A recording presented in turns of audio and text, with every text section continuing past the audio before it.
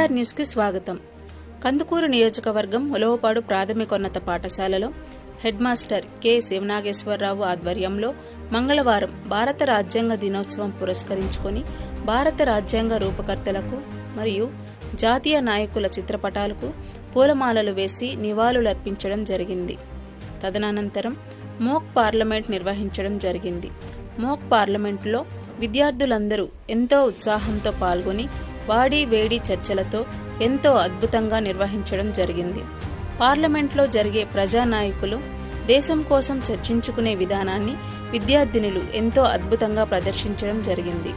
ఈ కార్యక్రమంలో head master K Sivanageswararao, ఉపాధ్యాయులు V Vasu, T Narasimharao, O Adiseshaiah, V Sudhakar Babu, Y Srinivasarao, K Nageswararao, R Phaniraju విద్యార్థులు పాల్గొన్నారు. మంత్రి గారికి, దేశ నలుమూల నుండి విచ్చేసిన పార్లమెంట్ సభ్యులకు నా యొక్క నమస్కారాలు తెలియజేస్తున్నాను. ఇప్పుడు మొదటగా పార్లమెంట్ సభను ఉద్దేశించి మన గౌరవనీయులైన ప్రెసిడెంట్ గారిని ప్రసంగించవలసిందిగా కోరుచున్నాను. సభకు నా యొక్క నమస్కారాలు తెలియజేస్తున్నాను. దేశ నలుమూల నుండి ప్రజలచే ఎన్నిక అయిన పార్లమెంట్ సభ్యులకు అభినందనలు తెలియజేస్తున్నాను. భారతదేశం ప్రపంచంలోని అభివృద్ధి చెందిన దేశాలతో పోటీ పడడం గర్వించదగ్గ విషయం. విద్య, వైద్యం, ఉపాధి విషయాలలో ఇతర దేశాల కంటే మెరుగైన సదుపాయాలను అందించగలుగుతున్నాం. పేదరికం తగ్గించడం, ఉపాధి అవకాశాలు మెరుగుపరచడం వంటి కార్యక్రమాలను చేపట్టడం గొప్ప విషయంగా మనం భావించాలి. జీడీపీ యొక్క growth rate America, China, Japan వంటి దేశాలతో పోలిస్తే మనమే ముందున్నాం. 140 కోట్ల ప్రజలు వారి ఆశయాలు, ఆకాంక్షలు నెరవేర్చే బాధ్యతను మీ మీద ఉంచడం జరిగింది. వాటిని మీరు బాధ్యతగా నెరవేరుస్తారని నేను భావిస్తున్నాను. మీరు బాధ్యతగా సభను ఉండంగా జరిగే విధంగా సహకరిస్తారని, దేశ సమస్యలపై మాట్లాడుతారని భావిస్తూ సెలవు తీసుకుంటాను. సభ అధ్యక్షులు గారికి, సభలోని పార్లమెంట్ సభ్యులకు నా యొక్క నమస్కారాలు తెలియజేస్తున్నాను. మనందరం రాష్ట్రపతి గారి ప్రసంగం వినడం జరిగింది. రాష్ట్రపతి గారు భారతదేశ అభివృద్ధి తెలుస్తుంది అధ్యక్ష, ప్రపంచం అంతా గమనిస్తున్నారు అధ్యక్ష. 2047 నాటికి అనగా స్వాతంత్రం వచ్చిన 100 సంవత్సరాలు పూర్తయ్యేటప్పటికీ భారతదేశం అభివృద్ధి చెందిన దేశంగా మారాలని ఆ వైపుగా ఈ ప్రభుత్వం అడుగులు వేస్తుంది అధ్యక్ష. ప్రజలు మా మీద పెట్టుకున్న నమ్మకాన్ని నెరవేరుస్తామని ఈ సభ మూలంగా తెలియజేస్తున్నాను అధ్యక్ష. ప్రసంగించవలసిందిగా కోరుచున్నాను. అధ్యక్ష, ముందుగా ఈ సభకు విచ్చేసిన వారందరికీ నా నమస్కారం. అధ్యక్ష, ఈ ప్రభుత్వం కావాలని దేశ ప్రథమ పౌరులైన రాష్ట్రపతి చేత కూడా అబద్ధం చెప్పిస్తుంది అధ్యక్ష. Please silence. నేను ఈ సభకు వచ్చేటప్పుడే ప్రత్యక్షంగా చూశాను అధ్యక్ష. ఇప్పటికీ సరైన ఇంటి వసతి లేక ఇబ్బంది పడుతున్నారు అధ్యక్ష. ఈ ప్రభుత్వం మోసపూరితమైన విధానాల ద్వారా అధికారం చేపట్టింది అధ్యక్ష. సూటు, బూటు, కోటు మీద ఉన్న శ్రద్ధ ఏదో దేశ పరిపాలన మీద చూపిస్తే పేదరికం ఉండదు కదా అధ్యక్ష. సైలెన్స్. ఉత్తర ఈశాన్య ప్రాంతాలలో ఇప్పటికీ పేదరికం అధికంగానే ఉంది. డిగ్రీ పూర్తి చేసిన యువత ఇప్పటికీ ఉద్యోగాల కోసం ఎదురు చూస్తున్నారు. కానీ ఈ ప్రభుత్వం ఈ సమస్యలను గాలికి వదిలేసింది అధ్యక్ష. తగ్గించాము, ఉపాధి అవకాశాలు పెంచాము. సూటు బూటు మీకెవరికి లేవా? సమస్యలపై స్పందించాలని సభ్యులకు సూచిస్తున్నాను అధ్యక్ష. పార్టీ మెంబర్స్ కొన్ని ప్రశ్నలు అడగాలని ముందుగానే నా పర్మిషన్ తీసుకొని ఉన్నారు. సో వారి యొక్క ప్రశ్నలు అడగవలసిందిగా కోరుచున్నాను. Question number 1. అధ్యక్ష, బుల్లెట్ ట్రైన్ ప్రజల యొక్క భద్రతను పూర్తిగా గాలికి వదిలేసింది అధ్యక్ష. Silence please, silence. ప్రపంచంలో మనం ఏ దేశంలో చూసినా ట్రైన్స్ పట్టాల మీద నడుస్తాయి అధ్యక్ష, కానీ మన దేశంలో ట్రైన్ మీద ట్రైన్ నడుస్తుంది అధ్యక్ష. Please silence. ఇటీవల జరిగిన భాగమతి సంజోతా ఎక్స్ప్రెస్ రైలు ప్రమాదంలో వేలాది మంది చనిపోవడం, గాయపడడం మనం చూడడం జరిగింది అధ్యక్ష.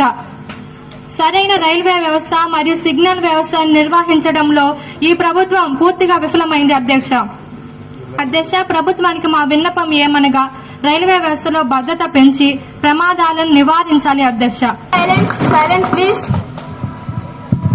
ఈ సమస్యకు సంబంధించిన రైల్వే మినిస్టర్ గారిని సమాధానం ఇవ్వాల్సిందిగా కోరుచు. కళ్ళు ఉండి కూడా చూడలేకపోతున్న ఈ ప్రతిపక్షాన్ని మనం ఏం చేయలేం అధ్యక్ష. ఎక్కడ కూడా రైల్వే గేట్ లేని రూట్స్ కోసం ప్రభుత్వం ఎంతో కృషి చేస్తుంది అధ్యక్ష. వీలైనంత వరకు అండర్ పాస్ బ్రిడ్జ్లను, రైల్వే వంతెనలను ఏర్పాటు చేస్తున్నాం అధ్యక్ష. టెక్నాలజీని ఉపయోగించి అత్యంత స్పీడ్గా వెళ్లే ట్రైన్స్ ను ఏర్పాటు చేయుటకు సమర్థవంతమైన రైల్వే విధానంను అనుసరిస్తున్నాం అధ్యక్ష. ఈ ప్రతిపక్షం రాద్ధాంతం చేస్తుంది అధ్యక్ష. రైల్వే స్టేషన్ లో ప్రయాణికుల కోసం ఎన్నో వసతులు ఏర్పాటు చేశాం అధ్యక్ష. రైల్వే ప్రయాణికుల కోసం online ticket booking, train timings కొరకు ఒక ప్రత్యేక యాప్ను కూడా తయారు చేయడం జరిగింది అధ్యక్ష. అక్షరాస్యతలో ముందున్నామని అబద్ధాలు చెప్పే ఈ ప్రభుత్వం బడ్జెట్ లో విద్యపై కేవలం 2% నిధులు కూడా కేటాయించలేదు అధ్యక్ష.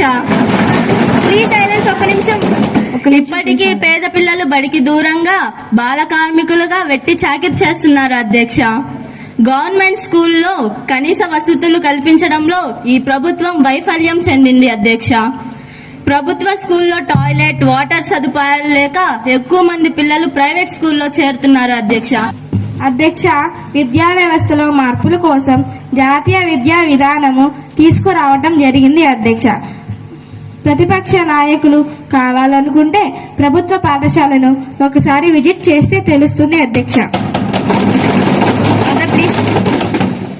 ప్రాథమిక విద్యను అభివృద్ధి చేయటం కోసం ప్రభుత్వం చాలా ఎక్కువ మొత్తంలో నిధులు కేటాయించడం జరిగింది అధ్యక్ష. పేద విద్యార్థులు వారు తమ యొక్క విద్యను కొనసాగించాలంటే వారికి స్కాలర్షిప్ ఇచ్చి ప్రోత్సహించిన ప్రభుత్వం అధ్యక్ష. Third question.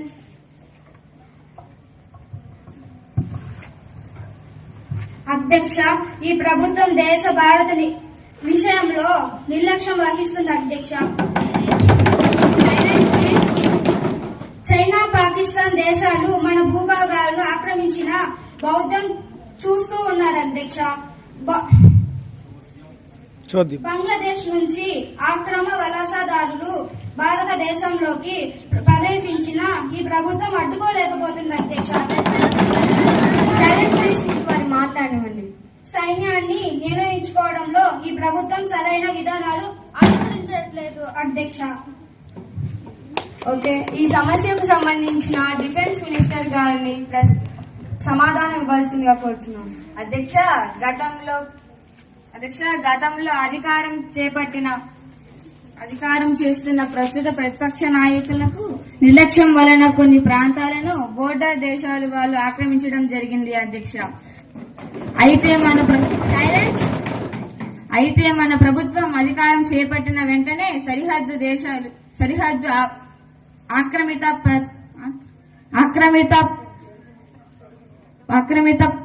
ఆక్రమించడం జరిగింది అధ్యక్ష. సైన్యం నియామకంలో కొత్త విధానం తీసుకువచ్చి భద్రత పెంచడం జరిగింది అధ్యక్ష. గత ప్రభుత్వాలు కేటాయించని విధంగా రక్షణకి నిధులు కేటాయించడం జరిగింది అధ్యక్ష. Okay, question number 4.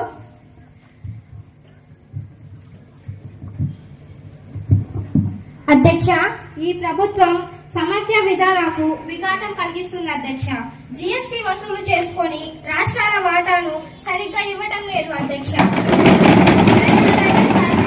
వెనుకబడిన రాష్ట్రాలకు నిధులు కేటాయించడంలో ఈ ప్రభుత్వం నిర్లక్ష్యంగా వ్యవహరిస్తుంది అధ్యక్ష. వెనుకబడిన ప్రాంతాలు, కొండ ప్రాంతాలు గల రాష్ట్రాలకు నిధులు అధికంగా కేటాయించాలని ఈ ప్రభుత్వాన్ని డిమాండ్ చేస్తున్నాం అధ్యక్ష.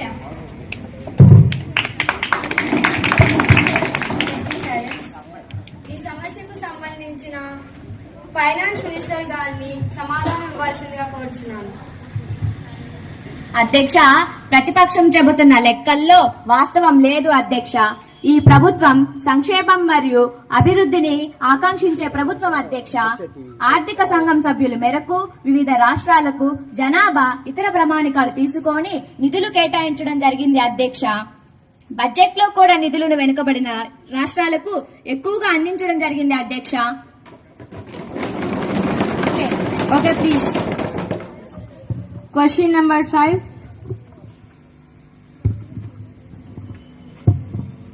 అధ్యక్ష మన దేశం వ్యవసాయ ఆధునిక దేశం, కానీ వ్యవసాయ లాభసాటిగా లేదు. అందుకు పంట రుణాలను